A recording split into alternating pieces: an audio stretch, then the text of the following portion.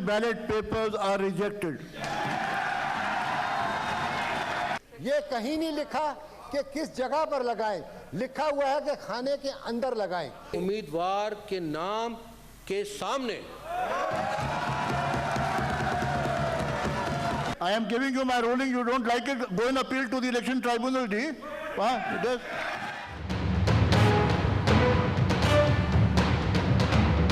लगता ऐसे है कि इनके हामियों ने 7 वोट बदनीयती से खराब किए।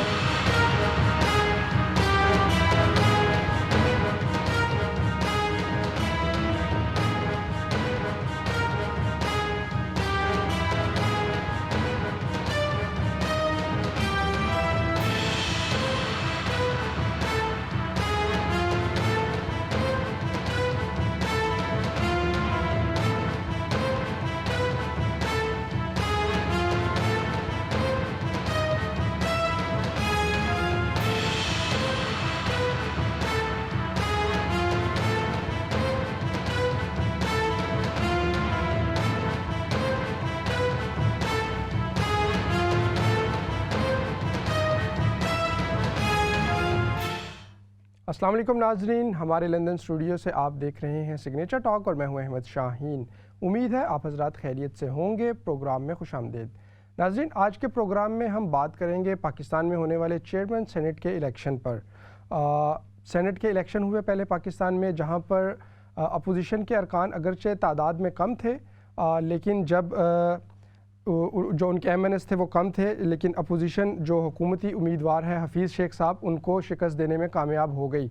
और इसके बाद जब चेयरमैन सेनेट और डिप्टी चेयरमैन सेनेट को मुंतखब करने का मरहला आया, उस मरहले पर अपोजिशन के पास अरकान की तादाद ज़्यादा थी, लेकिन यहाँ पर यहाँ पर हुकूमत उनको शिकस्त देने में कामयाब हो गई और अपोजिशन अपने दोनों उम्मीदवारान को कामयाब ना करवा सकी। यूँ एक तरह से जो हुकूमत है वो अपोजिशन से बदला लेने में भी कामयाब हुई और जो स्कोर था वो बराबर करने में भी कामयाब हुई। इस पूरे जो सेनेट इलेक्शन का दौरानिया था, जितने भी दिन थे इसमें रोज़ाना की बुनियाद पर नित नए इशूज़ सामने आते रहे। मुख्तलिफ खुफिया वीडियोज़ भी सामने आई, मुतनाज़ा बयानात भी दिए गए। ख़ुद पर जो पाकिस्तान के वज़ीर-ए-आज़म जनाब इमरान खान साहब हैं, उन्होंने अपने पार्टी के लोगों पर यानी कि पाकिस्तान तहरीक इंसाफ के मेंबर्स पर ये इल्ज़ाम आयद किया कि उनमें से कुछ लोग बिक गए हैं, वो उन्होंने पैसे वसूल किए हैं और उसके एवज़ उन्होंने जो वोट है वो मुखालिफ उम्मीदवार को दिया है। इसके ऊपर जब इमरान खान साहब ने ये कहा था तो अपोजिशन ने बहुत इसका मजाक भी उड़ाया इस बयान का और इसके ऊपर बहुत तनकीद भी की थी। लेकिन फिर जब वक्त आया, जब अपोजिशन के अपने अरकान उन्होंने मुखालिफ उम्मीदवार को वोट दिया, तो अपोजिशन ने बजाय इसके कि उन अरकान को ढूंढती, उनके ख़िलाफ़ कोई कार्रवाई करती, अपोजिशन ने इलेक्शन के जो प्रोसेस था उसके ऊपर ये तराज़ उठा दिए। बहरहाल इसी हवाले से गुफ्तगू करेंगे, इन्हीं चीज़ों के ऊपर हम अपने आज के प्रोग्राम में जो मुख्तलिफ इसके पहलू हैं उसको देखेंगे और इस बात को जानने की कोशिश करेंगे कि इन इंतखाबात से जो निकलने वाला नतीजा है वो क्या है। इसके साथ पाकिस्तान के कुछ दीगर अहम सियासी अमूर हैं, उसके ऊपर भी गुफ्तगू करेंगे। प्रोग्राम में मेरा साथ देने के लिए मौजूद हैं हमेशा की तरह सैयद मुश्तबा साहब और साथ मीर इकराम हुसैन साहब। आप दोनों हजरात का शुक्रिया और आप दोनों को वेलकम प्रोग्राम में। सैयद मुश्तबा साहब, आपसे ही आगाज़ करूँगा, आपसे ही शुरू करना चाहूँगा।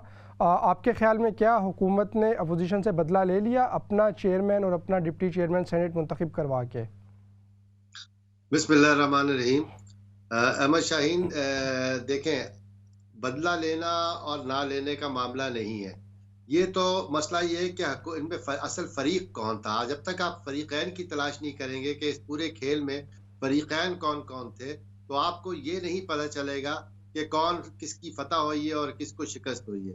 जहां तक बदला लेने का ताल्लुक है, मैं आपको एक बात बता दूं कि ये जो सेनेट के इलेक्शन हुए हैं आखिर में, उसमें तो ये बात तक कही जा रही है कि जिन 7 अरकान ने जो वोट बैलेट लगाए हैं वो पीपल्स पार्टी की क़ियादत के कहने पे लगाए हैं। अगर ऐसा है तो फिर किसने किससे बदला लिया?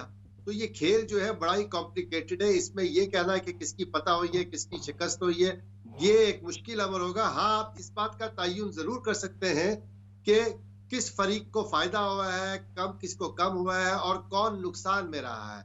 इस बात का तयन आप खुद भी लगा कर सकते हैं जो हालात का जायजा लेकर, और आने वाले चंद दिनों में भी आपको अंदाजा हो जाएगा जो कि हालात जिस बुनियाद पे आगे बढ़ेंगे और आगे आने में ये जो मामलात किस नहज पे जाते हैं, किस तरफ जाते हैं, आपको खुद भी अंदाजा हो जाएगा कि कौन सा फरीक जो है कामयाब रहा है, किसको फायदा हुआ है, किसको सियासी फवायद पहुंचे हैं, किसने किसकी पीठ पे छुरा घोंपा है, ये सारी चीजें खुलती जाएगी। तो उसको ये कहना है कि बदला ले लिया, मेरा नहीं ख्याल कि ये कोई मुनासिब लफ्ज है इसमें, क्योंकि सियासत में और खास तौर पे हमारी सियासत में कोई मामला बज़ाहिर ऐसा नजर आता है कि दो दुश्मन आपस में या कोई जंग हो रही है या कोई मुकाबला हो रहा है, लेकिन हकीकत में ये अंदर से सब डीलों का नतीजा होता है, नेगोशिएशन का नतीजा होता है और उसके नतीजे में सियासी फवायद हासिल किए जाते हैं और फरीक को जो है पछाड़ा। जी शुक्रिया सैयद मुस्तफ़ा साहब। मीर इकराम साहब को भी प्रोग्राम में शामिल करते हैं। मीर साहब, आपके ख्याल में ये क्या वजह बनी कि अपोजिशन अरकान में से कुछ तकरीबन 7 के करीब जब उन्होंने गिलानी साहब को वोट दिया तो उस वक्त तो उनकी मोहरें गलत जगह पे लगी, लेकिन इसके बाद जब डिप्टी चेयरमैन सेनेट के बैलेट के ऊपर उन्होंने मोहरों का इस्तेमाल किया तो वो अपने उम्मीदवार से जो मुखालिफ उम्मीदवार था यानी कि मिर्ज़ा आफरीदी साहब, उनके नाम के ऊपर लगाने की बजाय बिल्कुल ठीक जगह पे जहाँ पे लगानी चाहिए थी खाने में उन्होंने उस जगह पे लगाई। तो इसके ऊपर क्या कहेंगे? बहुत शुक्रिया अहमद शाहीन साहब। इसमें बड़ी गौर तलब बात तो तकरीबन आपने तफसील से बयान कर दी कि जो चीज़ अहम है और ये एक बहुत बड़ा सवालिया निशान भी है, इस पे फिक्रमंद भी है।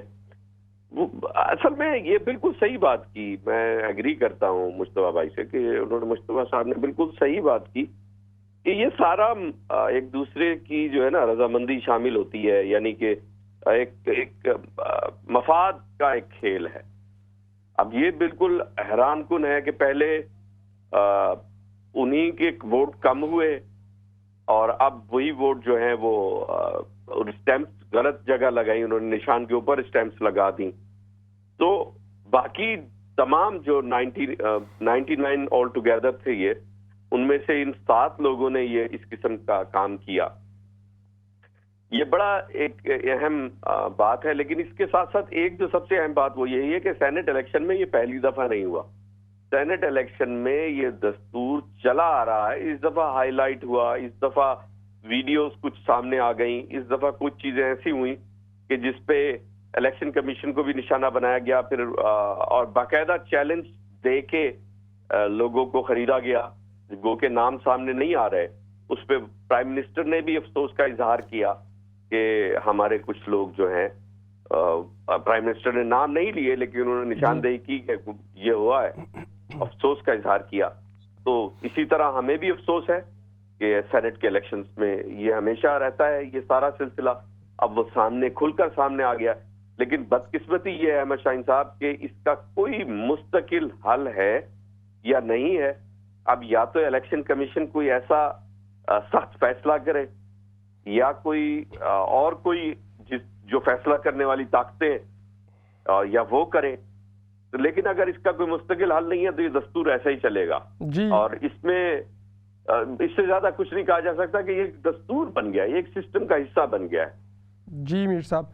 अच्छा सैयद मुस्तफा साहब, आपने मीर साहब की गुफ्तगू भी सुनी, उस हवाले से भी अगर कुछ कहना चाहें। लेकिन एक और जो बहुत दिलचस्प बात है इस पूरे जो सिनेरियो के अंदर क्रिएट होती है वो ये कि क्या कुछ लोग उसकी निशानदेही कर भी रहे हैं कि मौलाना फजलुर रहमान साहब के जो नुमाइंदे थे डिप्टी चेयरमैनशिप के लिए, तो क्या उनके साथ अपोजिशन ने मिलके किसी प्लानिंग के तहत या जैसे भी उनके साथ हाथ कर दिया, इसमें इस हवाले से क्या कहेंगे? देखिए, एक बात तो ये बात पत्थर पे लकीर है कि पाकिस्तान पीपल्स पार्टी जो है पीडीएम का हिस्सा होते हुए अपनी लाइनें चल रही है। वो इनके जो भी डिसीजन हो रहे हैं इस वक्त पाकिस्तान डेमोक्रेटिक मूवमेंट की सियासत जो है वो बुनियादी तौर पे ताबे हो गई है पाकिस्तान पीपल्स पार्टी की और साबिक सदर आसिफ अली जरदारी। तो एक तो बात आप ये जहन नशीन कर लें, तो उसमें अगर किसी को भी नुकसान पहुंचा है, मौलाना जमीयत उलमा इस्लाम के अब्दुल गफूर हैदरी साहब हार गए हैं या कोई और जगह आप ऐसा महसूस करें कि पीएमएलएन का उसमें हो रहा है, तो उसमें ये बात याद रखें कि ये सारा का सारा पीडीएम को हाईजैक कर लिया गया है, जो कि आसिफ अली जरदारी ने कर लिया है। और मरियम नवाज बेहरा इस वक्त जो है वो एक हद तक कॉर्नर हो गई है। एक तो ये चीज है। दूसरा, मिर्जा आफरीदी का दूसरा मामला भी है कि वो फाटा से ताल्लुक रखते हैं, तो जाहिर सी बात है उनके जो है आपस के ताल्लुकात भी सेनेट में ताल्लुकात थोड़े से मुख्तलिफ है। लेकिन मैं समझता हूँ कि ये बहुत बड़ा फैक्टर नहीं है, एक थोड़ा सा फैक्टर है, क्योंकि जब पॉलिटिकल पोलराइजेशन होती है और आवाम में वोटिंग का मामला होता है तो उसमें इतने सिर्फ कारी ताल्लुकात की बुनियाद पर वोट नहीं दी जाते, सियासी मुफादात और सियासी इंटरेस्ट मकासद के लिए वोट दिए जाते हैं। तो ये कहना कि ये एक बहुत मामूली एलिमेंट है, लेकिन बहरहाल है, और ये मुख्तलिफ अवामिल हैं जिनको अगर आप यकजा कर दें तो उससे उसका नतीजा जो है वो अब्दुल गफूर हैदरी साहब को भुगतना पड़ा है। जी, एक कॉलर साथ हैं, उनको शरीक करते हैं, फिर गुफ्तगू को आगे जारी रखेंगे। अस्सलाम वालेकुम कॉलर। वालेकुम अस्सलाम वरहमतुल्लाहि वबरकातुहू। जी जुबैर अर्ज कर रहा हूँ जी। देखिए, हम पाकिस्तान की जब हम सियासत का मुकाबला करते हैं बरतानिया से, यहाँ कभी कोई खुफिया वोटिंग, मैं तकरीबन 60 साल से यहाँ मुकीम हूँ और मैंने हिस्सा भी लिया है इलेक्शन में, यहाँ खुफिया वोटिंग नहीं होती। अगर आपको कोई चीज हाइड करने की जरूरत नहीं है तो आप खुफिया वोट क्यों कराते हैं? और फिर यह है कि अगर कोई आदमी एक पार्टी का दूसरी पार्टी को वोट देता है और खुफिया कैमरे भी लगे हुए हैं, इसके बावजूद आपके वोट दिखते हैं, तो इस जमहूरियत को वहां बहरे कानूस में जाके दफन कर दें। इसका क्या मकसद? क्या वो जमहूरियत जो दूसरे मगरबी ममालिक में है पाकिस्तान के लिए सूट करती है? क्या हर पौधा हर मुल्क में उग सकता है? क्या हर परिंदा हर मुल्क में होता है? नहीं, ये जमहूरियत मगरबी मुल्कों के लिए ठीक है, हमारे मुल्क के लिए मुनासिब नहीं है। चले, बहरहाल आपने इस हवाले से अपनी राय दी। अहमद शाहीन, मैं रिस्पॉन्ड करना चाहूंगा। जी जरूर। बड़ा अच्छा नुक्ता उठाया है कि मगरिब में कोई नहीं होता और पाकिस्तान में ये खुफिया वोटिंग होती है। देखिए, मुझे ये तो नहीं पता कि मगरिबी निज़ाम में, क्योंकि ये पार्लिमानी जमहूरियत की ही रवायत है, मुझे नहीं पता कि मैंने इतनी तहकीक नहीं की है कि मगरिबी निज़ाम में जो जमहूरी निज़ाम है उनमें खुफिया वोटिंग होती है या नहीं होती है। लेकिन पाकिस्तान और मगरिबी जमहूरियत में फ़र्क ये है कि अगर लेबर पार्टी या टोरीज पार्टी का कोई मेंबर पार्टी पॉलिसी के खिलाफ, जिनमें विप नहीं शामिल हो, जिनमें वो अपनी मर्जी से राय दही दे सकते हो, उसमें अगर पार्टी के मुखालिफ वोट दे तो उनको पीनलाइज नहीं किया जाता, उनको वोटिंग से पहले लेटर नहीं लिखा जाता कि अगर आपने इस वक्त वोट नहीं दिया तो आपको पार्टी से निकाल दिया जाएगा, आपके खिलाफ कार्रवाई की जाएगी, उनको आज़ादी होती है। यही वजह है कि पाकिस्तान में खुफिया वोटिंग रखी गई है, क्योंकि अगर खुफिया वोटिंग ना करें तो पार्टी लीडर्स जो है, पार्टी क़यादत, वो अरकान को ब्लैकमेल करती है और पिनलाइज करती है। इस चीज़ से बचने के लिए ये सारा मामला है। जी सैयद मुस्तफ़ा साहब, शुक्रिया। अच्छा मीर इकराम साहब, सैयद मुस्तफ़ा साहब ने अपनी गुफ्तगू में ये इशारा दिया कि हो सकता है, और कुछ हल्के ये कह भी रहे हैं कि ये जो वोट ज़ाया किए हैं चेयरमैन सेनेट के इलेक्शन में, ये पीपल्स पार्टी के अरकान ने ख़ुद से ही किए हों, उनको ये इंस्ट्रक्शंस दी गई हों। लेकिन एक तबका ऐसा भी है जो कह रहा है कि इसमें पाकिस्तान मुस्लिम लीग नून के अरकान शामिल हो सकते हैं, क्योंकि उन्होंने इसके ज़रिए से पीपल्स पार्टी से बदला लेना था उनके चेयरमैन को मुंतखब ना करवा कर। तो आपके ख्याल में भी क्या ऐसा हो सकता है कि ये पाकिस्तान मुस्लिम लीग नून के हों और वो जो PDM में दोनों शाना बशाना पार्टीज़ नज़र आती हैं और अंदरूने खाना वो इतनी तंदही के साथ जंगो जदल में मसरूफ़ हैं? बिल्कुल ऐसा ही है जो मुझे नज़र आ रहा है, और ऐसा इनका सिलसिला मिसाक जमहूरियत जब इन्होंने साइन की थी उसके बाद भी चीजें देखने में आई थी कि ऐसा होता है कि बज़ाहिर कहीं ना कहीं कभी ना कभी मुस्लिम लीग नून और पीपल्स पार्टी एक ये जगह जमा होते हैं, कोई ना कोई मुआहदा करते हैं, लेकिन कहीं ना कहीं ये पॉलिटिकल पार्टीज एक दूसरे के मफाद पर भी हमलावर होते हैं कि अगर ये पार्टी इस जगह पे मजबूत हो गई तो फिर हमारी पार्टी का फ्यूचर क्या रहेगा। तो इसको तो यकीनी तौर पे वो लोग देखते भी हैं और फिर उस तरह फैसला करते हैं। तो आपकी बात में कहीं ना कहीं हकीकत मौजूद है कि ऐसा मुमकिन है जी। और जो राय अगर कायम की जी, एक कॉलर मौजूद है, उनको शरीक करते हैं, उसके बाद फिर गुफ्तगू के सिलसिले को जारी रखेंगे। जी अस्सलाम वालेकुम कॉलर। जी अहमद शाहीन साहब, अर्ज ये है कि देखें सेनेट चेयरमैन जो था वो कौन जिलानी बनने जा रहा था। अभी जिलानी की हिस्ट्री जो है पिछली, आप देखें कि वो कितना करप्ट इंसान था कि तुर्की के सदर की वाइफ ने एक सोने का हार दिया था गरीबों के लिए, तो ये अपनी बीवी के पास लेके घर चला गया था और वो खा गया था। ऐसा बंदा अगर वो सेनेट चेयरमैन बनता है और जब प्रेसिडेंट कहीं बाहर टूर पे होता है या बीमार होता है, कि उसकी जगह जाके ये सदर की कुर्सी पे बैठता है, तो इस तरह का करप्ट आदमी अपना ही काम करेगा। जैसे जरदारी दुनिया का करप्ट आदमी है, वो पीपल पार्टी का करेगा या उसके रिश्तेदारों का करेगा। एक गैंग है, एक गैंग ऑफ थीव्स। ये जरदारी की पूरी गैंग ऑफ थीव्स है जिसने पाकिस्तान को निचोड़ा। इसी तरह ये लोहरियों के जो 2 भाई थे, ऊपर से शरीफ अंदर से पाकिस्तान की जड़ें काट रहे थे। तो ये गैंग ऑफ थीव्स को बचाने के लिए कुदरत ने मदद की। मैं ऐसे बोलूंगा कि ये होने वाला नहीं था जो हो गया। ये नीतों के ऊपर सब कुछ होता है। ये बदनीयत लोग अगर वहां पहुंच जाते तो कितना नुकसान करते पाकिस्तान का, ये शायद आपको बाद में पता लगता। चलें, आपने अपनी राय का इजहार किया। बात को, अपने जो प्रोग्राम है उसके सिलसिले को जारी रखते हैं। सैयद मुस्तफ़ा साहब, ये जो रिजेक्टेड वोटों का मामला है, क्या इसको अदालत में ये चैलेंज हो सकता है और इसमें फिर अपोजिशन के लिए कामयाबी के कितने इम्कानात हैं? देखें, जहां तक ये रिजेक्टेड वोटों का मामला था, ये तो केस बिल्कुल साफ है। बिल्कुल इस बारे में सुप्रीम कोर्ट की 1 नहीं 2 नहीं, डॉक्टर शेर अफगन वर्सेस आमिर नियाजी 1987 में जो है एक फैसला आ चुका है। उसके बाद भी 3-4 फैसले सुप्रीम कोर्ट के और दूसरी अदालतों के मौजूद हैं, जिसमें वाजे तौर पे ये लिखा हुआ है कि इलेक्शन में किसी भी बैलेट पेपर पे जो वोट है वो खाने के अंदर अगर लगाया गया तो इंटेंशन ऑफ वोटर देखी जाएगी और वो वोट रिजेक्ट नहीं हो सकता। तो जहां तक ये मामला क्वेश्चन है कि बैलेट पेपर गलत थे, ये तो कोई इशू ही नहीं है।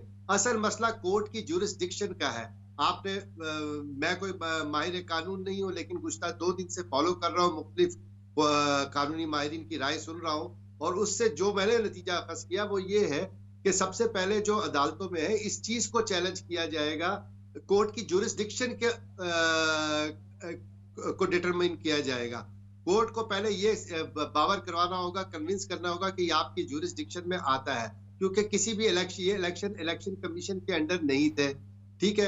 और दूसरी बात ये कि ये सेनेट सेक्रेटेरिएट के इलेक्शन थे, तो उसको जो है आर्टिकल 69 के तहत जो है किसी अदालत में किसी फोरम में चैलेंज नहीं किया जा सकता। लेकिन दूसरी जानिब ये सेनेट का बिजनेस भी नहीं था, ये बिजनेस से एक्सक्लूडेड था सेनेट इलेक्शन। तो इस बुनियाद से और किसी भी अगर फोरम पे, चाहे वो पार्लियामेंट हो, चाहे वो सेनेट हो, चाहे वो नेशनल असेंबली हो, कहीं भी अगर फंडामेंटल राइट का ब्रीच हो रहा है तो उसको चैलेंज किया जा सकता है। तो सबसे पहले तो ये फैसला किया जाएगा अदालत में, किसी भी अदालत में अगर वो जाएंगे कि इसकी ज्यूरिसडिक्शन है या नहीं है। अब पीपल्स पार्टी ने ये रास्ता क्यों अडॉप्ट किया है, ये एक अहम सवाल है। इसलिए कि पीपल्स पार्टी को ये बात मालूम है कि अगर इस रास्ते से वो जाएंगे तो ये मामला डिले होता जाएगा और पीपल्स पार्टी इस मसले को हल नहीं करना चाहती।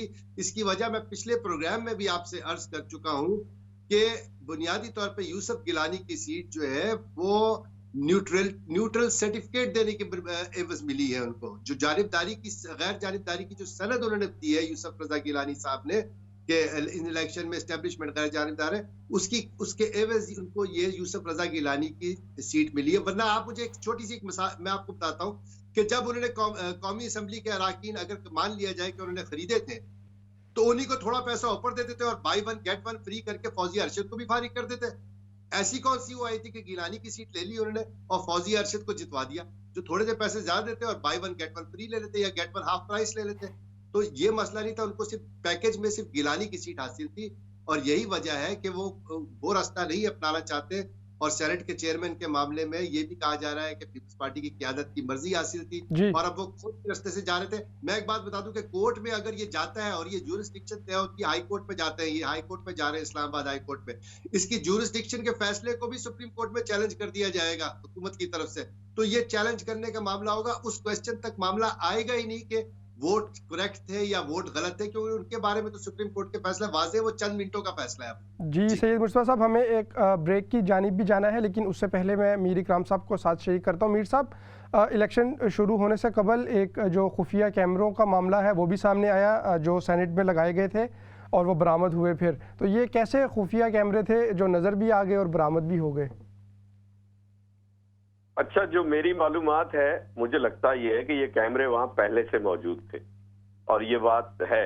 और क्योंकि ये बॉक्सेस ये टेम्परेरीली, लेकिन जिस तरह उन्होंने मजीद कैमरे फाइंड आउट किए लैंप में और टेबल के नीचे और वो जो कवर लगाया हुआ था उसके भी दाएं बाएं कहीं ना कहीं कैमरे थे। तो अब देखिए, ये बड़ी अजीब सी बात है कि इस कदर लेवल पे ये खेल खेला जा रहा अच्छा, है। मीर साहब इसको कंटिन्यू करेंगे, कॉलर ले लेते हैं, उसके बाद कंटिन्यू करते हैं। अस्सलाम वालेकुम कॉलर। अस्सलाम वालेकुम कॉलर। वालेकुम सलाम। जी जी जी, आप लाइव हैं, कंटिन्यू कीजिएगा और टीवी की आवाज़ बंद कर दीजिएगा। अच्छा जी, अस्सलाम वालेकुम रहमतुल्लाहि वबरकातुहू। बेटा बहुत दुख हो रहा है मुझे, पूरे पाकिस्तान की जो पॉलिटिशियंस हैं और जो एंकर्स हैं, मुझे ऐसा लगता है कि उन्हें नबी पासम का कुछ अंदाजा ही नहीं है कि क्या जजमेंट होने चाहिए, क्या फैसले होने चाहिए। यानी सुप्रीम कोर्ट जैसे लोग can be sold to help Nawaz Sharif, Bilawal Bhuttos and all those corrupt people, और हम बिल्कुल पाकिस्तानी कौम ऐसे लोगों का साथ देती है। तो मुझे समझ नहीं आता कि ये दीनी जो सोच है इस्लाम की, ये कब दाखिल होगी, कि इंसाफ कब होगा। और हमें शर्म आती है क्योंकि पूरी कौम पे ये रिफ्लेक्ट करती है। इलेक्शन कमीशन जैसे लोग बिक जाते हैं। I am shocked. जी, आपने अपने जज्बात का इजहार किया और कुछ इदारों के ऊपर आपने बात की, और अफसोस की बात तो ये भी है कि पाकिस्तान के वज़ीर आज़म साहब खुद कहते हैं कि उनकी अपनी पार्टी के लोग, जिनकी वो 22 साल तरबियत का दावा भी करते हैं, वो उनको भी कहते हैं कि ये भी बिक गए। लेकिन वो ये तो बताते हैं कि बिक गए, लेकिन कौन कौन बिका ये नहीं बताते। ये भी अफसोस की बात है। और अगर उनको पता है कि ये लोग बिक गए हैं तो फिर उन्हीं से एतमाद का वोट लेते हैं, बजाय इसके कि उनके खिलाफ कोई कार्रवाई करें। बहरहाल आपने अपनी राय का इजहार किया, थैंक यू वेरी मच। एक ब्रेक की जानिब भी जाना है नाज़रीन। प्रोग्राम में हम गुफ्तगू कर रहे हैं पाकिस्तान में जो अभी हालिया सेनेट इलेक्शन हुए और उसके बाद चेयरमैन सेनेट और डिप्टी चेयरमैन सेनेट के इलेक्शन हुए, उससे जो पूरा स्नैरियो डेवलप हुआ उस हवाले से गुफ्तगू कर रहे हैं। एक मुख्तसर सी ब्रेक लेंगे, ब्रेक से जब वापस आएंगे फिर इसी से रेलिवेंट कुछ और इश्यूज़ हैं उनको भी डिस्कस करेंगे, और अभी हाल ही में होने वाली जो डेवलपमेंट्स है पाकिस्तान की पॉलिटिक्स में उनके ऊपर भी बात करेंगे। यहाँ वक्त हुआ चाहता है एक मुख्तसर सी ब्रेक का, हमारे साथ रहिएगा।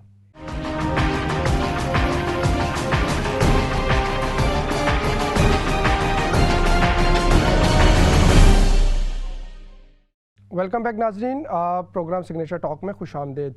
नाजरीन, ब्रेक पे जाने से कबल हम बात कर रहे थे पाकिस्तान की सियासी सूरत हाल के हवाले से, और ख़ास तौर पे जो चेयरमैन सेनेट और डिप्टी चेयरमैन सेनेट के इलेक्शंस है उसके बाद पैदा होने वाली सूरत हाल पे इसी गुफ्तगू को कंटिन्यू करेंगे। प्रोग्राम में मेरा साथ देने के लिए मौजूद हैं मीर इकराम हुसैन साहब और सैयद मुश्तबा साहब। मुश्तबा साहब, आपसे सवाल करना चाहूँगा कि अब जो जैसे आपकी गुफ्तगू से भी मीर इकराम साहब ने भी जो गुफ्तगू की, और अमूमी तौर पे ये गुफ्तगू हो भी रही है कि जो PDM में शामिल जमात, और ये गुफ्तगू पहले भी हो रही थी, लेकिन ये जो सेनेट इलेक्शन और फिर जो चेयरमैन सेनेट और डिप्टी चेयरमैन सेनेट के इलेक्शन है, इसमें ये बात और वाज़ेह हो गई कि हर कोई अपने अपने मफादात के लिए या अपने अपने गोल्स अचीव करने के लिए इस इत्तेहाद का हिस्सा है।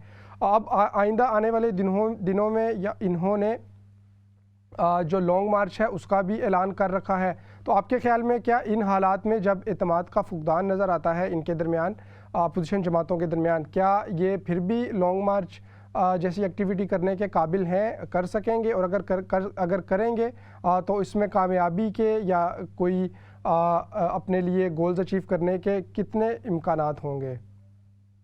देखिए, लॉन्ग मार्च और इस्तीफों के जरिए सिर्फ हुकूमत पे थोड़ा सा दबाव बढ़ाया जा सकता है, और इस वक्त जिस तरह की सिचुएशन क्रिएट हो गई है, जबकि इस्टेब्लिशमेंट PDM के अंदर दरारें डालने में भी मुकम्मल तौर पे कामयाब हो गई है। मैं समझता हूँ कि पाकिस्तान तहरीक इंसाफ के जो वुज़रा कहते हैं मैं उनकी इस बात को सेकंड करूंगा कि गुब्बारे से हवा निकल चुकी है। इस वक्त फिलहाल हुकूमत को PDM के लॉन्ग मार्च से कोई खतरा नहीं है, इस्तीफों से कोई खतरा नहीं है। पार्टी में दरारें पड़ चुकी हैं। मुस्लिम लीग नून, मरियम नवाज ग्रुप, मुस्लिम लीग नून को भी अब 2 ग्रुप्स हैं, मरियम नवाज ग्रुप और पाकिस्तान पीपल्स पार्टी के दरमियान वाज़ेह तकसीम नजर आ रही है, तलखियां नजर आ रही हैं। बज़ाहिर जो है कॉस्मेटिक स्माइल्स हैं, लेकिन अंदरूने खाना जो है बिटरनेस है। तो ये साफ क्लियर नजर आ रहा है, और ऐसे में कोई भी तहरीक जो है नहीं चल सकती। इवन अगर ये मुत्तहद भी होते तो आप देख लें कि 2014 में इमरान खान के धरने ने मियां नवाज शरीफ की हुकूमत का क्या बिगाड़ लिया था। आखिर में अब्रप्टली जो है सानिया पेशावर का सहारा लेकर उनको खत्म करना पड़ा। तो इस तरह के धरनों से और इस तरह के उससे हुकूमतें नहीं जाती। हाँ, हुकूमतों पे दबाव जरूर क्रिएट होता है, लेकिन ये कह देना कि हुकूमत के ऊपर से खतरात टल गए हैं और अपोजिशन से नहीं उनको खतरा, बेशक पीडीएम से नहीं खतरा, लेकिन बहरहाल खतरात तो है। हुकूमत के टफ टाइम खत्म नहीं हुआ। जी थैंक यू सैयद मुस्तफा साहब। हमारे साथ कुछ कॉलर्स भी मौजूद हैं, उनको शरीक करते हैं। अस्सलाम वालेकुम कॉलर। वालेकुम सलाम जी। दुख इस बात का है कि सब जो हैं वो अपने अपने लोटे जो हैं उनको सामने ला रहे हैं और गरीब आवाम की इज्जत, पैसा, सब कुछ लुटा रहे हैं और कह रहे हैं कि आइन की पासदारी हमें, जब आइन इनके मफाद में होता है तो ये 18वीं तरमीम भी कर लेते हैं, तोड़ भी देते हैं, अपनी मर्जी की चेंजिंग उसमें तब्दील भी कर देते हैं। जब इनकी मर्जी नहीं होती तो इन्हें आइन की पासदारी का ख्याल आ जाता है। और फिर आप देखेंगे मीडिया इनका खरीदा हुआ है, सारे इदारे इनके खरीदे हुए हैं, जज इनकी गोद में बैठ के पॉलिसियां बनाते हैं। और फिर एक रह गया आर्मी का इदारा, उसको भी आप ये सरेंडर करना चाहते हैं। Thank you very much. एक और कॉलर हैं, उनको भी शरीक करते हैं जी। अस्सलाम वालेकुम कॉलर।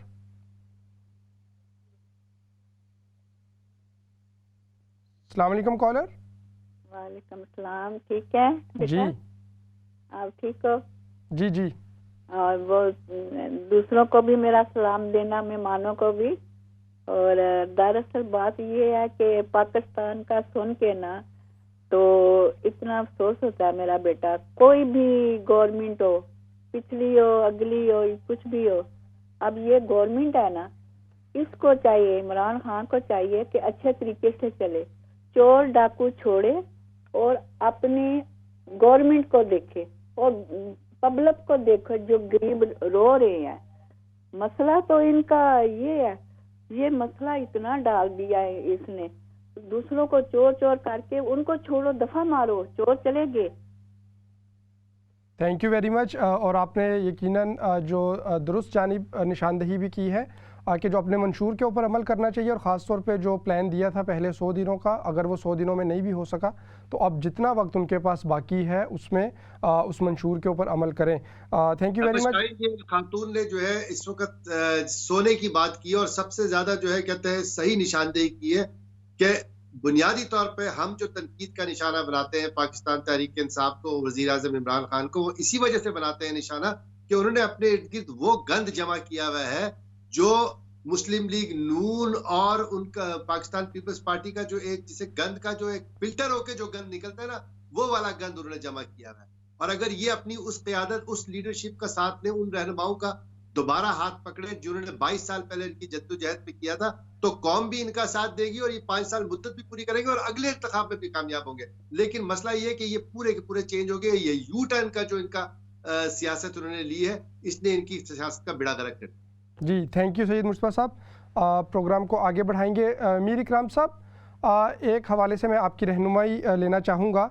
अपोजिशन ने बहुत शोर शराबा किया था, बहुत ताने भी दिए थे हुकूमत को, ख़ासतौर पे वज़ीर आज़म इमरान खान साहब को, जब उन्होंने इस बात की निशानदेही की थी कि उनकी पार्टी के कुछ अरकान सेनेट इलेक्शन में बिक गए थे, और इससे पहले भी जब वीडियोज़ आई थी उस मामले पे भी। अब जब ये चेयरमैन सेनेट और डिप्टी चेयरमैन सेनेट का इलेक्शन हुआ तो उसमें भी वाज़ह हो गया कि अब अपोजिशन के कुछ अरकान हैं वो गालबन बिक गए, या उन्होंने गलत वोट दिया, या बल्कि डिप्टी चेयरमैन सेनेट में तो उन्होंने वोट दिया ही मुखालिफ उम्मीदवार को। तो वो जो बहुत बड़े बड़े दावे कर रहे थे अपोजिशन के रहनुमा, क्या अब आपके ख्याल में उनकी ज़िम्मेदारी नहीं बनती कि वो इन लोगों को तलाश करें, और तलाश क्या करना, उनको सामने पेश करें, और फिर जिस पार्टी से भी उनका ताल्लुक़ है उसके उस हवाले से फिर कोई कार्रवाई की जाए? ये मखसूस लोग होते हैं और हमेशा होते हैं, और ये बड़े ख़ास लोग होते हैं, तो ये हमेशा मौजूद रहते हैं। अब मैं इनको कौन सा कार्ड कहूँ, अगर आप कार्ड्स की समझ हो तो ये कार्ड्स होते हैं, तो ये जिस तरफ चाहें आप इन कार्ड्स को यूज कर सकते हैं। तो और ये हमेशा से यूज होते चले आए हैं, गवर्नमेंट में हो या अपोजिशन में हो, पोजीशन में हो या अपोजिशन में हो, ये दोनों पार्टियों को पता होता है कि ये कौन लोग हैं और ये किस वक्त किसके इशारे पर किधर वोट देंगे। तो इनको अब उनका नाम लेते, ये आसान काम नहीं है उनका नाम ले, वैसे चाहे वो गवर्नमेंट हो या अपोजिशन है। तो जब गवर्नमेंट बनानी है किसी ने और अपनी पोजीशन में आना है तो भी इन्हीं को इस्तेमाल किया जाता है। और माजी में नवाज शरीफ साहब के लिए भी यही लोग इस्तेमाल हुए, पीपल्स पार्टी के लिए भी यही इस्तेमाल हुए, आज वो पीटीआई के लिए इस्तेमाल हो गए। लोग वही है, शक्लें वही हैं, नाम वही हैं, ये खानदानी सीटें हैं, ये सिलेक्टेड हैं और इनको पता है इन्होंने इसी सीटों पे बैठना है, लेकिन इन फैसले कोई और करता है, फर्क सिर्फ इतना है। जी तो ये एक वाज़ेह और क्लियर जवाब है आपको। जी मीर साहब मैं थोड़ी सी आपको बताना चाहूंगा कि कल मैं देख रहा था प्रोग्राम टेलीविजन में, और सलीम साफी साहब के प्रोग्राम में बैठे हुए थे फवाद चौधरी वफाकी वजीर, उन्होंने निशानदेही कर दी इन लोगों की कि ये कौन लोग हैं। उन्होंने कहा है कि गरीब लोग हैं, पाकिस्तान तहरीक इंसाफ ने गरीब लोगों को टिकट दिया है, और जाहिर सी बात है कि एकदम पैसे की चमक जरदारी साहब ला के पूरे ब्रीफ केस रख देते हैं तो वो बेचारे बहक जाते हैं। अब उन्होंने ये नहीं बताया कि वो अमीर गरीब लोग कौन थे उनकी पार्टी में, अब्दुल कादिर अबड़ो साहब और पता नहीं कौन कौन है, लेकिन बहरहाल वो दौलत देख के थोड़ा बहक जाते हैं इंसानी। जी सैयद मुस्तफा साहब, एक कॉलर है, उनको भी शरीक कर लेते हैं। अस्सलाम वालेकुम कॉलर। जी वालेकुम सलाम। मुझे सिर्फ ये कहना था कि अहमद शाहीन साहब, जब मैंने आपसे शिकवा किया कि हमारा कोई भी पार्लियामेंट, सुप्रीम कोर्ट कोई भी सही से काम नहीं कर रहा है, तो आपने टिट फॉर टैट फौरन जवाब दिया कि इमरान खान भी ये कर रहा है। ये बात नहीं हो रही, बात ये हो रही है कि जो अदारे हैं उनका जो एक जॉब है, जो पूरे पाकिस्तान उनको देख रहा है इज्जत से, या आप टिट फॉर टैट वाली पॉलिटिशियन आप लोग क्यों ऐसी बातें करते हैं कि इमरान खान ये कर रहा है, नहीं नवाज शरीफ, ये बात नहीं हो रही। बात अदारों की हो रही है कि जिन पे हमें एक ट्रस्ट होना चाहिए, they are not doing their job. उसमें अब इमरान खान और नवाज शरीफ एक ही हो गया आपकी नजर में। इमरान खान को सुप्रीम कोर्ट ने कहा जाओ जो दिल चाहे करो, ऐसी बात तो नहीं है ना। आप जरा सा तो आप लोग एंकर सोचा करें कि आप लोग टिट फॉर टैट बात क्यों करते हैं। Thank you very much. आपने अपने जो एक अबर था उसकी जानिब निशानदेही की। थैंक यू वेरी मच, आप हमारे साथ शरीक हुई। एक कॉलर और हैं, उनको भी शरीक कर लेते हैं। अस्सलाम वालेकुम कॉलर। हेलो जी अस्सलाम वालेकुम। वालेकुम अस्सलाम जी, बात कीजिएगा, आप लाइव हैं। अच्छा जी, मैं आपको बात बताता हूँ, आप मेरी कहानी सुनिए। मैं 50 साल से हूँ यहाँ इस मुल्क में, ठीक है। तो मैं आपको बताता हूँ कि अब मैं आपको पाकिस्तान की हालत के मुतालिक बताता हूँ, कैसे वहाँ कौन से लोग वहाँ रह रहे हैं। एक पॉलिटिशियन ने मुझे अपने इलाके में जमीन लेने नहीं दी थी। उसने समझा कि मैं अपना नाम पैदा करूंगा, और मैंने उसका बयाना दिया। उसने मेरी जमीन पे उसने कब्जा किया हुआ है, ठीक है, यानी माफिया।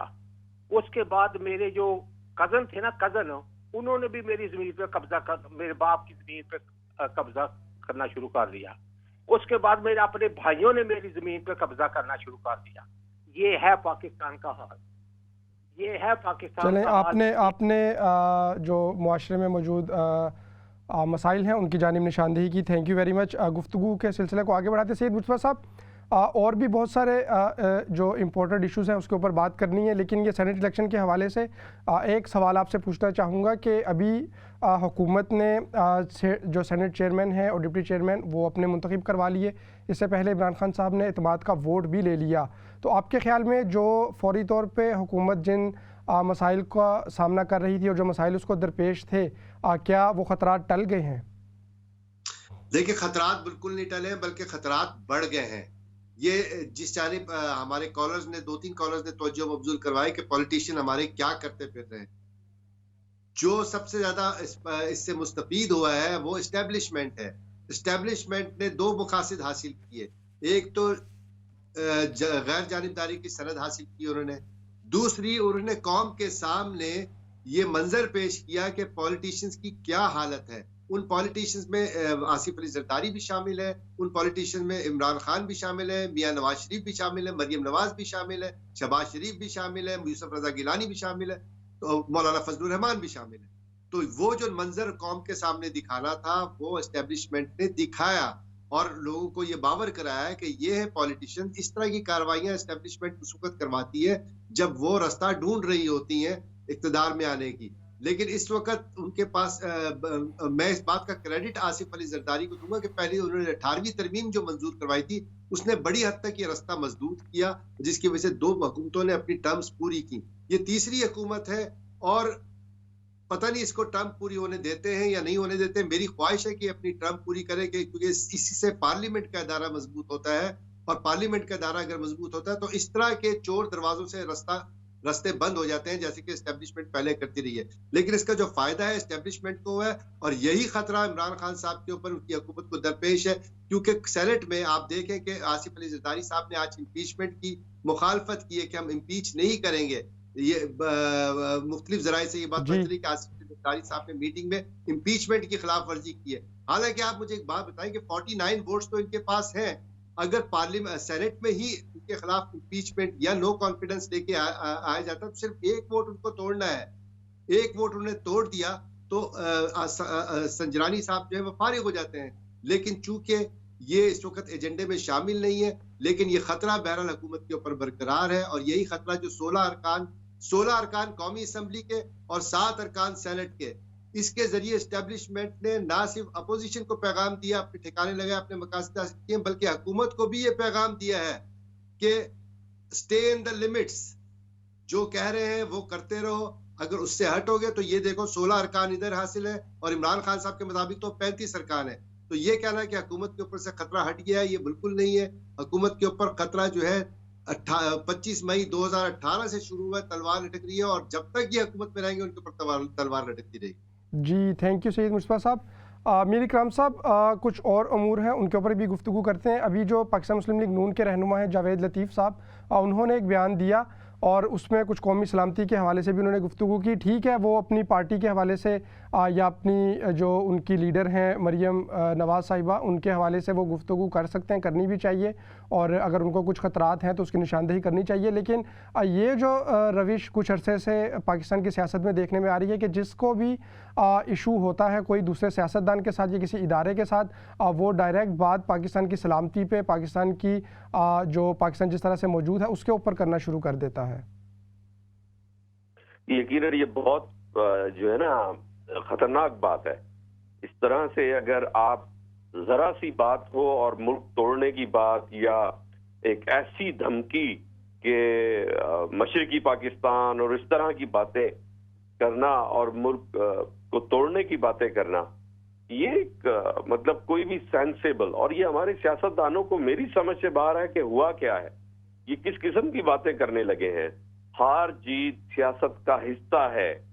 कोई भी चीज, कोई भी पॉलिटिकल पार्टी है, कोई भी पॉलिटिशियन है, वो एक मैंडेट लेके आता है, उसके पीछे वोटर्स होते हैं जो उसकी पहचान होते हैं।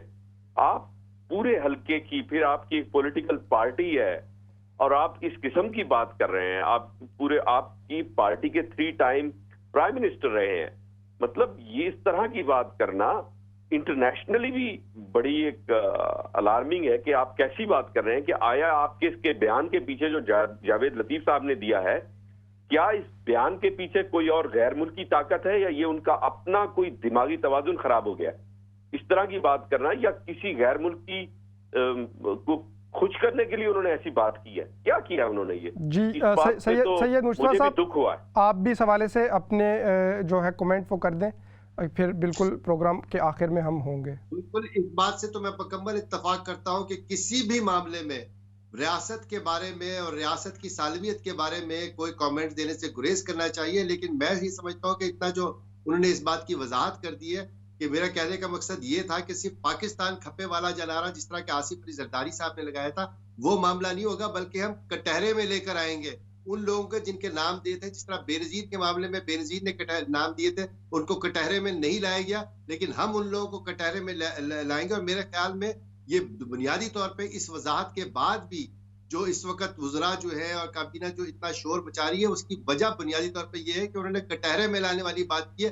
पाकिस्तान खपे या ना खपे का मामला जो उनके लिए मुस्तफा साहब, बहरहाल जब नो बॉल करा दी जाती है तो फिर फ्री हिट लगाने का हक तो होता है बैट्समैन के पास, उनको नहीं करना चाहिए। तो मेरे ख्याल में मुस्लिम लीग नून की क़यादत को भी इस बात का पाबंद करना चाहिए, अपने तमाम रहनुमाओं को, कि किसी भी हालत में कोई ऐसा जुमला जो पाकिस्तान की सालमियत के हवाले से हो उसके बारे में कोई मनफी कमेंट देने से गुरेज करना चाहिए, वरना पार्टी डिसिप्लिनरी एक्शन होना चाहिए। जी thank you very much Syed Mustafa साहब। आज का ही मामला है, शहबाज गिल साहब भी जब लाहौर हाई कोर्ट में पेशी के लिए गए तो वहाँ पर उनके ऊपर भी जो पाकिस्तान मुस्लिम लीग नून के कारकुनान की जानिब से बदतमीज़ी की गई, उनके साथ अंडे भी फेंके गए, स्याही फेंकी गई। जो ये जो रुझान है पाकिस्तान की सियासत में यकीनी तौर पे बहुत नाखुशगवार रुझान है, नहीं होना चाहिए। इसकी भी हम अपने प्लेटफॉर्म से मजम्मत करते हैं। एक और जो मामला है जिसकी जानिब हमें देखना है, चूँकि बिल्कुल प्रोग्राम के आखिर में है लेकिन पाकिस्तान से हट के है, लेकिन चूँकि प्रोग्राम में हम अमूमन शामिल करते हैं कुछ दीगर मामलात भी, इसलिए मैं इसके ऊपर भी बात करना चाहूँगा और सैयद मुश्तबा साहब आपसे कमेंट भी लेना चाहूँगा। नाजरीन, गुज़िश्ता हफ्ते जो श्रीलंका की हुकूमत है उसने वहाँ पर कौमी सलामती के नाम पर बुरका ओढ़ने पर और इस्लामी मदारिस, तकरीबन 1000 से ज़्यादा इस्लामी मदारिस हैं, उन पर पाबंदी लगाने का ऐलान भी किया। इस हवाले से प्रोग्राम में कुछ गुफ्तगू करेंगे कि ये क्यों किया और इसकी वजह क्या है। इससे कबल भी हमने श्रीलंका के हवाले से देखा कि जब कोविड आया तो वहाँ पर हुकूमत की जानिब से ऐलान किया गया था मैयतें जलाने का, लेकिन चूँकि इस्लामिक जो वहाँ पे तंजीमें मौजूद हैं और जो मुसलमान मौजूद हैं उन्होंने इस पर एहतजाज भी किया था, लेकिन फिर भी उनकी नहीं सुनी गई थी। बहुत अरसे तक इस सिलसिले को जारी रखा गया, लेकिन बहरहाल जब इंटरनेशनल कम्युनिटी का प्रेशर आया तो इस चीज़ को तो वापस ले लिया गया। तो इस हवाले से कुछ गुफ्तगू करेंगे। सैयद मुश्तबा साहब, ये जो हम देखते हैं यूरोप और अमेरिका में इस्लामोफोबिया, लेकिन अब ये श्रीलंका तक भी पहुँच चुका है, इसकी क्या वजह है? देखें, श्रीलंका में जो है मुसलमानों को जो है प्रोसिक्यूशन का निशाना कोई नई बात नहीं है। ये 400-500 साल से ये मामला चल रहा है। और मैं आपको एक और भी बता दूं कि जिस तरह हम यूरोप में मुसलमानों के खिलाफ जो है वो कार्रवाइयां देखते हैं, उसका मुकाबला मुवाजना श्रीलंका से नहीं किया जा सकता, क्योंकि श्रीलंका में जो मुसलमान आबादी है वो 1300 साल से वहां पे कायम है। अरब ट्रेडर्स की अर्ली इस्लाम के दौर से वहां लोग पे वो कायम है। तो जद्दी पुश्ती जो है वो श्रीलंकन है, लेकिन उनको ये प्रोसिक्यूशन का निशाना 300-400 साल से जो हो रहा है, और इसमें जो बुद्ध इंतहा पसंदी है उसका अंसर बड़ा नुमाया है। ये पहले भी होता रहा है। ये जो बुरका बैन या इस तरह के स्कार्फ पे पाबंदी या फिर मैयतों को जलाने का मामला, ये वो वाले एक्शंस हैं जो कि यूरोप ने एक प्रेसिडेंट कायम करके दिए हैं। किसी भी मुल्क जो मुसलमानों के खिलाफ कोई कार्रवाई करना चाहता है, उनको अजियत देना चाहता है, ये टॉर्चर देना चाहता है, वो इस तरह के काम कर सकता है जिससे मुसलमानों में बेचैनी। और एक बहुत बड़ा मामला जो है यानी कि जो हमारे आका हैं उनकी जात के बारे में कोई बात इस तरह कर दी जाती है जिससे मुसलमानों में बेचैनी फैल जाती है। तो इन्होंने बाकायदा इस चीज की निशानदहियां की हुई है कि कौन सी चीजें मुसलमानों में बेचैनी फैलाती है, और फिर वो इसी किस्म के काम करते हैं। जहां तक ये हुकूमती इक़दाम है, इंतहा पसंद बुद्ध हुकूमत है जो कि ना सिर्फ मुसलमानों के खिलाफ है बल्कि अपनी ही तामिल आबादी के बहुत ज्यादा खिलाफ है। इस हुकूमत ने बाकायदा जो श्रीलंका का तराना है उसमें उसका तामिल एलिमेंट खत्म कर दिया है। उसमें तामिल में ही वो तराना पढ़ने की इजाजत नहीं है, हालांकि श्रीलंका जो है एक डाइवर्स माशरा है, एक डाइवर्स पॉपुलेशन है। तो ये एक बुद्ध इंतहा पसंद हुकूमत है, मॉन्क्स की हुकूमत है। अब आप मुझे एक बात बताएं कि जो बंदरा नाइक इनके वजीर आजम थे, इनके जो वजीर है उन्होंने इस बात को लिंक किया है कि बुरके के जरिए जो है दहशतगर्दी में आसानी होती है। हालांकि इनकी हुकूमत के इनके वजीर आजम बंदरा नाइक को जिसने कत्ल किया था वो एक बुद्ध मॉन्क था, और उसने वो जो मजहबी रोब होती है सैफरन कलर की, उसके अंदर असला छुपाया हुआ था। तो क्या किसी ने उस पर पाबंदी लगाई? क्या बुद्धों के ऊपर दहशतगर्दी का इल्जाम लगाया? लेकिन ये चूंकि दुनिया भर में राइज है कि मुसलमानों के ऊपर किसी भी दहशतगर्दी का वाकया होता है, कोई और कम्युनिटी का लोग करता है, क्राइस्ट चर्च में हुआ, कोई क्रिश्चियंस को नहीं बोलता, लेकिन अगर कोई मुसलमान ये काम कर दे तो पूरे इस्लाम को निशाना बनाया जाता है। ये एक राइज टेक्टिक्स है जो कि श्रीलंका हुकूमत पे अमल कर रही है। जी अच्छा, सैयद मुर्तज़ा साहब एक क्विक कमेंट इस हवाले से भी कीजिएगा। वहाँ पे जो अवामी सलामती के वजीर हैं उन्होंने इस्लाम के हवाले से बहुत सी नाखुशगवार बातें, बहुत सख्त ज़ुबान भी इस्तेमाल की है। इससे क्या कोई क्या मोटिव अचीव करना चाहेंगे अपनी ही आवाम में बेचैनी पैदा करके? देखिए जी, वो साबिक नेवल कमांडर है, उनके भाई जो है वो बाकायदा एक प्रीस्ट है बुद्ध टेम्पल के, और ये जो बयान उन्होंने दिया था इस्लाम के खिलाफ कि ये जो दहशतगर्दी का है, ये भी उन्होंने बुद्ध टेम्पल के अंदर खड़ा होकर किया था। एक अपना मजहबी इज्तिमा था, उस मजहबी इज्तिमा के अंदर जो है खड़े होकर उन्होंने ये कहा था। इससे पहले भी जब ये एरिया कमांडर थे, कमांडर किसी इलाके के, तो उस वक्त भी उन्होंने तामिल पीस एग्रीमेंट को इस तरह तबाह बर्बाद कर दिया था, ये रेशियल टेंशन और रिलीजियस टेंशन पैदा करके। तो इनका इंतहा पसंदी का एक कंप्लीट ट्रैक रिकॉर्ड है इन वजीर का, और जिसका जो है आप जिसका मजर आप देख रहे हैं। जी सैयद मुर्तज़ा साहब, थैंक यू वेरी मच। नाजरीन, यकीनी तौर पे हम दुआ गो हैं श्रीलंका में मौजूद मुसलमान, बल्कि पूरी दुनिया में मौजूद जितने इंसान हैं उनकी सलामती के लिए। ये था आज का सिग्नेचर टॉक। उम्मीद है आपको पसंद आया होगा। अपने मेज़बान अहमद शाहीन को इजाज़त दीजिए। अल्लाह निगहबान।